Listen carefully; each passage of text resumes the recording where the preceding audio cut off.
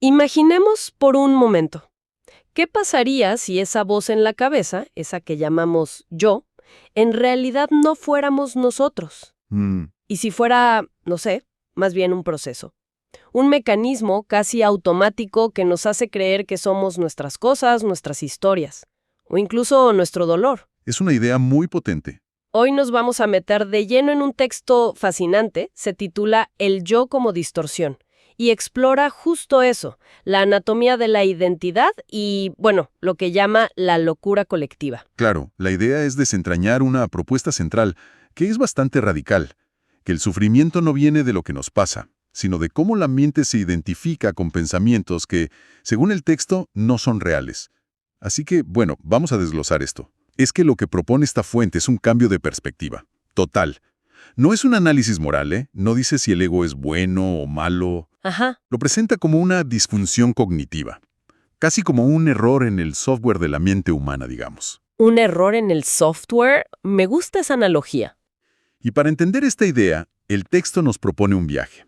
Empezaremos por la mecánica, lo más básico del ego. Luego veremos cómo eso se manifiesta en algo más complejo como la identidad de víctima. Y de ahí a lo colectivo, me imagino. Y de ahí a cómo escala y se convierte en motor de conflicto, entre grupos, naciones, todo. Perfecto, un viaje. Pues empecemos por la sala de máquinas, la mecánica básica. El texto lo describe casi como un chivo, como un animal inquieto, ¿no? Siempre buscando algo a lo que aferrarse para decir, esto soy yo. Exacto. Es el acto fundacional. La mente ve algo, lo que sea, y le pone la etiqueta mental de mío. O sea, el típico, mi coche, mi casa, eso es. Pero va más allá. También mi cuerpo, mis conocimientos, hasta mi ideología política o mi religión. No importa si es tangible o es una idea. El simple hecho de ponerle el posesivo mí ya lo integra a esa estructura del yo. Es el primer ladrillo. Con eso se empieza a construir todo el edificio de la identidad. Y claro, una vez que tienes ese ladrillo, el mi coche, el siguiente paso parece inevitable. El texto dice que de inmediato surge la comparación. Automáticamente. En el momento en que algo es mío, empiezo a medirlo contra lo tuyo. Eso suena agotador. ¿Explica por qué la mente hace eso? Sí, y esa es la clave de su fragilidad. El ego no lo elige, lo hace por una especie de pánico existencial. ¿Pánico a qué? ¿Al vacío? A no ser nadie. La comparación es el combustible que lo mantiene sintiéndose real. Si mi coche es mejor que el tuyo, mi yo se infla, se siente más sólido. Y si es peor, se contrae. Es el tercer paso. Inflación o contracción. Es como un globo que necesita aire de afuera para no desinflarse. Lo vemos todos los días en las redes, ¿no? Los likes Ya son sigue. una medida directa de la inflación del ego. Totalmente. Es validación externa pura y dura. Claro, y eso nos lleva al cuarto paso, la defensa. Si mi identidad está puesta en mi coche o en mis ideas, una crítica no es una crítica a la cosa, es un ataque personal. Es una amenaza directa a tu sentido de existencia. Precisamente, por eso la fuente la llama una maquinaria frágil, porque depende de cosas que no controlas. Las posesiones se pierden, las ideas se cuestionan. Y como la estructura es tan inestable, la reacción defensiva es, a menudo, desproporcionada. Es la furia cuando alguien te raya el coche nuevo. Claro, la emoción no tiene nada que ver con el daño material. Para nada. Han atacado una extensión de tu yo, no un trozo de metal. Entiendo perfecto cómo funciona a nivel personal esa construcción de ser mejor que. Pero el texto dice que el ego tiene otra herramienta, unas bajo la manga mucho más. Sofisticado. Mucho más. Y aquí es donde, para mí, el análisis se pone de verdad interesante, porque va en contra de toda lógica. Así es. Nos lleva a la segunda parte, la identidad de víctima. El texto la califica como la trampa más perfecta. La trampa más perfecta. Y es crucial la distinción que hace. Una cosa es haber sufrido, que es un hecho, pasa en la vida de muchísima gente. Y otra, muy distinta, es que ese sufrimiento se convierta en tu identidad central. Espera, porque esto es muy potente. El texto está diciendo que el ego es tan astuto que puede darle la vuelta a todo, Totalmente. que puede tomar el dolor, algo que instintivamente evitamos, y convertirlo en una medalla, en una fuente de valor. Es una inversión total de la lógica. Esa es la genialidad perversa del ego que describe el texto. Lo dice con una frase muy fuerte. Cuando el ego no puede sentirse superior por éxito, belleza o poder, se vuelve superior por dolor. ¡Wow! La lógica de la comparación sigue ahí, ¿eh? No desaparece. Simplemente cambia de moneda. Ya no compites por quién tiene más, sino por quién ha sufrido más. La narrativa se vuelve, mi sufrimiento es más grande que el tuyo, por lo tanto yo tengo una superioridad moral sobre ti. Es fascinante y perturbador. Pero, a ver, ¿no se podría decir que reconocer el propio sufrimiento es un paso necesario para sanar? ¿Dónde pone el texto la línea entre procesar el dolor y esta prisión psicológica perfecta? Esa es la pregunta clave. Y el texto es muy claro. Reconocer el dolor como una experiencia que pasó es fundamental. Es el río que fluye. ¿Ok? La trampa, la prisión, se construye cuando ese dolor deja de ser un evento y se convierte en una estructura rígida, permanente. Cuando se solidifica. Usa una metáfora muy visual. El sufrimiento se vuelve el material con el que el ego moldea su propia estatua. El dolor ya no es algo que me pasó, se convierte en lo que soy, una estatua. ¡Qué imagen tan potente! Y claro, una vez que te conviertes en esa estatua, no quieres que nadie la toque. Exacto. El texto dice que por eso es una prisión perfecta. Primero, te da esa superioridad moral. Y segundo, es casi incontestable, ¿no? Si alguien la cuestiona, parece cruel. Es un blindaje casi perfecto. Y el tercer punto, que es el que cierra la trampa, es que se autoperpetúa. El ego se encierra ahí y, como dice la fuente, pierde la llave. Ya no quieres salir. No, porque aunque te causa sufrimiento, salir significaría abandonar la única identidad que te da sentido. Perderías tu yo y tendrías que enfrentarte de nuevo a ese vacío que tanto temes. Es una trampa eficacísima. Esto es muy revelador a nivel individual. Mucho. Pero el texto hace una afirmación mucho más grande y francamente aterradora. ¿Cómo es posible que este mecanismo tan íntimo pueda escalar hasta explicar, no sé, un genocidio? ¿Cómo da ese salto? El salto lo da al introducir el concepto de ego grupal. Ego grupal. Argumenta que la mecánica es la misma, exactamente la misma, solo que el pronombre cambia. El yo se convierte en un nosotros. Y la disfunción cognitiva pasa de ser un drama personal a una posible catástrofe histórica. El ego colectivo opera con la misma lógica de apropiación, comparación y defensa, pero magnificada a una escala de millones. Nosotros, mi tribu, mi nación, mi religión, somos superiores a ellos. Y el proceso que describe para que esto ocurra es escalofriante por lo simple que es. El primer paso que mencionas, el etiquetado. Sí, crear categorías abstractas. Ellos son los infieles, los traidores, los enemigos. Reduces la complejidad de millones de personas a una sola palabra, y esa etiqueta es la puerta de entrada a la deshumanización. Ese es el segundo paso. Una vez que una persona es solo una etiqueta, deja de ser un individuo. Ya no tiene familia, ni sueños, ni miedos. Se convierte en un símbolo, la encarnación de ese concepto negativo que hemos creado. Es mucho más fácil odiar un concepto que odiar a una persona real. Y cuando solo vemos conceptos, y no personas, entramos en el tercer paso, la narrativa cerrada. El texto dice que la mente deja de percibir la realidad. Sí, solo ve las etiquetas. Cualquier cosa que contradiga la etiqueta, cualquier evidencia de la humanidad del otro, se filtra, se ignora o se reinterpreta para que encaje. La realidad se deforma para ajustarse a la historia.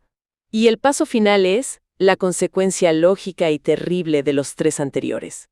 La violencia justificada. Claro, si ellos no son humanos, si son solo un concepto, una plaga, entonces eliminarlos no solo es aceptable, puede llegar a verse como un acto virtuoso, una limpieza. Y es aquí donde el análisis conecta con los eventos más oscuros de la historia. Sí, y la fuente no se anda con rodeos. Lo expone de forma muy directa, muy neutral. Menciona a la Alemania nazi, donde el exterminio se basó en etiquetas raciales. La Unión Soviética, con etiquetas ideológicas como enemigo de clase. La China maoísta, un patrón muy similar. Lo crucial que subraya el texto es que el patrón de fondo es idéntico. La ideología cambia, sí, puede ser raza, clase, religión, pero la mecánica mental del ego colectivo es siempre la misma. etiquetar, deshumanizar, crear una narrativa cerrada y al final justificar la violencia. Hay una frase en esa sección que de verdad me impactó. ¿Cuál? La matanza no comienza con armas, comienza con conceptos. La mente mata antes de que el cuerpo actúe. Es potentísima. Es que le da una dimensión completamente diferente al poder del pensamiento. Reenfoca la causa de la atrocidad no en el acto físico, sino en el marco mental que lo hizo posible. Exacto. Y eso nos lleva al núcleo de todo el argumento del texto, la idea de una disfunción cognitiva fundamental. La fuente llega a afirmar que la humanidad está enferma. No en un sentido moral, sino en el sentido de que hay un fallo de base en nuestro sistema operativo mental. Una locura estructural. Que consiste en una serie de confusiones. Sí, las confusiones fundamentales. Eso es. Confundimos la vida real con nuestra narrativa sobre la vida. Confundimos el presente con los recuerdos o el futuro. Y la más profunda de todas, confundimos nuestro ser, nuestra conciencia, con la corriente de pensamientos que pasa por la mente. Y de esa confusión, argumento el texto, nace todo el sufrimiento innecesario. A ver, el dolor físico, la pérdida, la tristeza, son inevitables. Son parte de la vida. Son parte de la vida. Pero el sufrimiento, como lo define la fuente, es la historia que la mente construye alrededor de esos hechos. Es la resistencia, el resentimiento, la autocompasión, la narrativa. Me encanta la analogía que usa el texto para describir esto. Dice, cada persona es un archivo que se lee a sí mismo compulsivamente y confunde esas páginas con su existencia real. Es una imagen muy vívida. Es como estar atrapada viendo la película de nuestra vida una y otra vez, creyendo que esa película es la realidad, en lugar de simplemente vivir. Y esa analogía nos lleva a la distinción final y quizá la más importante, la diferencia entre la vida real y la situación de vida. ¿Ah, sí? Un concepto clave. Clave. La vida real, según este análisis, es simplemente el aquí y el ahora. Es lo que está pasando en este preciso instante. Sin filtros, sin interpretación, simplemente es. Mientras que la situación de vida es toda esa construcción mental. El drama, la historia personal, el victimismo, las ideologías. La telenovela personal, como dice el texto, que la mente produce y protagoniza 24/7. Y la mayoría confundimos esa telenovela con nuestra existencia. Y esto plantea una pregunta importante. ¿Por qué la mente crea esta situación de vida? Pues según el texto, lo hace para cumplir la función del ego de la que hablamos al principio, para sentirse alguien, para crear continuidad. Y para evitar esa sensación aterradora de desaparecer, de no ser nada. Pero esa historia, esa construcción, es la fuente de todo conflicto. Por eso, la fuente concluye esa sección con una afirmación muy contundente. ¿Cuál? Quien vive atrapado en su situación de vida, vive en un infierno psicológico de su propia creación. Quien logra vivir en la vida real, vive sin conflicto. Entonces, si recapitulamos, el viaje que traza este análisis es increíble. Nos muestra cómo el ego, en su búsqueda desesperada de identidad, primero convierte objetos en yo, cuando eso no basta, convierte traumas en yo, después convierte ideas y creencias en yo, y al final convierte a grupos enteros en un nosotros que se define contra un ellos. Es un proceso de abstracción que va creciendo. Pasas de lo concreto, mi coche, a lo emocional, mi dolor, a lo intelectual, mi ideología, y al final a lo colectivo, nuestra nación. Y en cada paso, la identificación se vuelve más rígida. Más abstracta y potencialmente más destructiva. Y así llegamos a la conclusión principal del texto, que es verdaderamente radical. La raíz de todo el sufrimiento y la destrucción no está al final en la política o la economía. Esos son los síntomas, el escenario donde se representa el drama. La causa raíz, según esta fuente, es una incapacidad estructural de la mente humana. La incapacidad de distinguir el pensamiento de la realidad. Y mientras esa confusión fundamental exista, el ego seguirá operando, seguirá buscando algo a lo que aferrarse, y seguirá generando conflicto, a nivel individual y colectivo. Pero el texto no termina con una nota pesimista. No, para nada. Termina con una nota de posibilidad. Sugiere que cuando esa confusión se disuelve, cuando reconoces el pensamiento como lo que es, solo una herramienta, una fluctuación, emerge algo más. Algo que no necesita identidad ni narrativa para existir. Algo que el texto llama simplemente la vida. Una conclusión muy potente. Nos deja con mucho en qué pensar. Sí, nos deja con una reflexión final. El texto sugiere que la mayor parte de lo que consideramos nuestra vida es en realidad esa situación de vida, esa construcción mental. La historia que nos repetimos. Esa historia. La pregunta que queda flotando y que la fuente deja abierta es esta. Si pudiéramos observar esa construcción, esa historia, sin identificarnos con ella, simplemente como si viéramos una película, ¿cómo sería la experiencia de la vida real despojada de ese comentario constante?